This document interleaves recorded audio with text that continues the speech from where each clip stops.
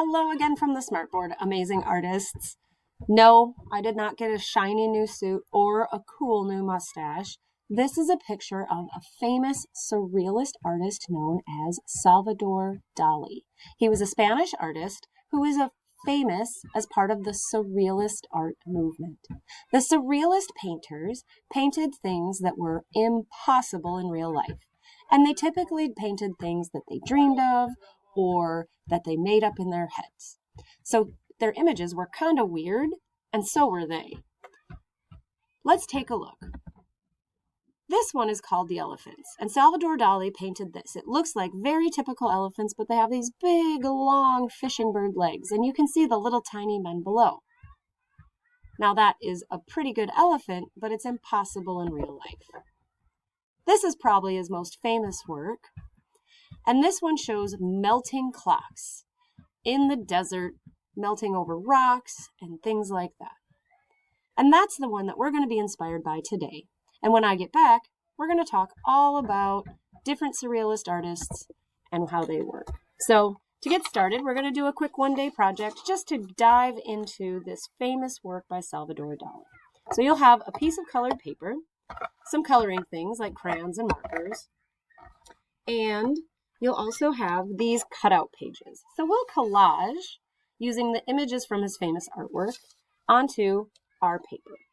The first thing we need is a background, and since his painting was in the desert, I have a nice orange piece of paper. Yours can be whatever color you want, and I'm just going to use my crayons to create a landscape. So my desert has some sand on the bottom. I'll just build some hills and things for interest in the background. Plus then I can have something to melt my clocks over and put my trees on.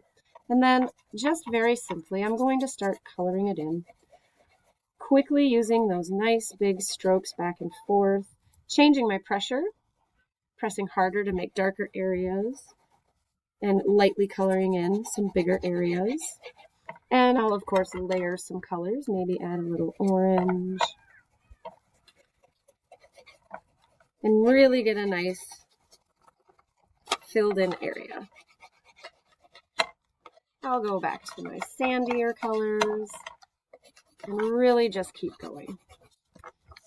For my sunset, I need to add some of the other colors. Now, orange is a good start, but I'd like to put in a little bit of the blue from the sky.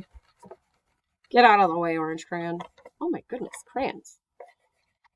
And I'll probably layer in some pinks and reds too. That always reminds me of the sunset.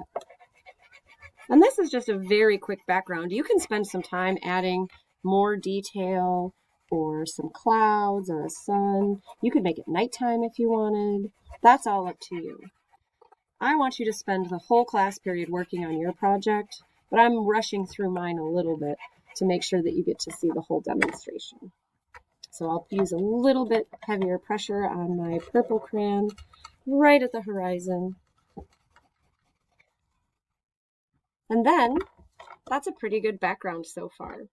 I can, of course, always go in and add some shadow or some other detail once I get my composition going.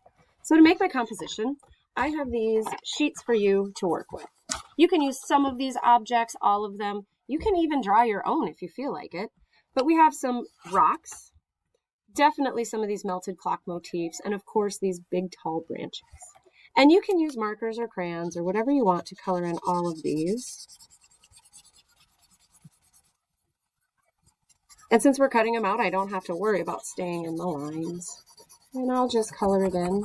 And since this is a dream and it's not real, could it be a purple tree? Why not? Could it be a brown tree and look realistic? Of course. Maybe it's a tree that you've never seen before. I'm going to layer some pink. I think that'll look nice on my orange background.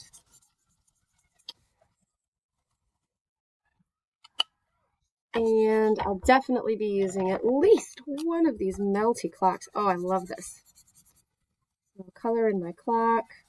I think I'll leave the face white because sometimes clocks are that way.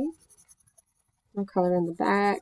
A little bit darker. I think I'll layer a color to show the shadow. So I'll use a little bit of blue or gray marker on top to show that shadow piece. And then, of course, I'll start cutting and gluing down. So if it's too hard to cut it out, just cut around it. It doesn't have to be perfect. This is just us kind of getting in the mood and diving into these magical nonsense landscapes of Salvador Dali. So if you want to go a little bit of a bubble cut, or you cut off a branch or two, that's of course okay. We're going to cut out our tree. See, I have a little bit of white there, and that's all right. And I will glue it down onto my background using just my own glue stick from my materials. I, of course, would do this on my messy mat, making sure I get to the edges. But I just went on my work paper. And I'll put that right down. It's going off my paper a bit, and that's okay. It just kind of makes it more interesting when I pick it up. And then I will cut out my clock, and I think I'll try to hang it right on the branch. So I'm going to keep working on this, and I'll show you my finished product when I'm done. All right? And there we have it. So I finished by coloring in my clocks and my stones. I've added even a big long-legged bird in the background. But you can see it's just a nice scribbly background, just some color, and then putting in those Dali elements on top. Use your imagination, add whatever you want. I can't wait to see what you come up with and talk to you more about these wacky and wild surrealist painters. See you next time.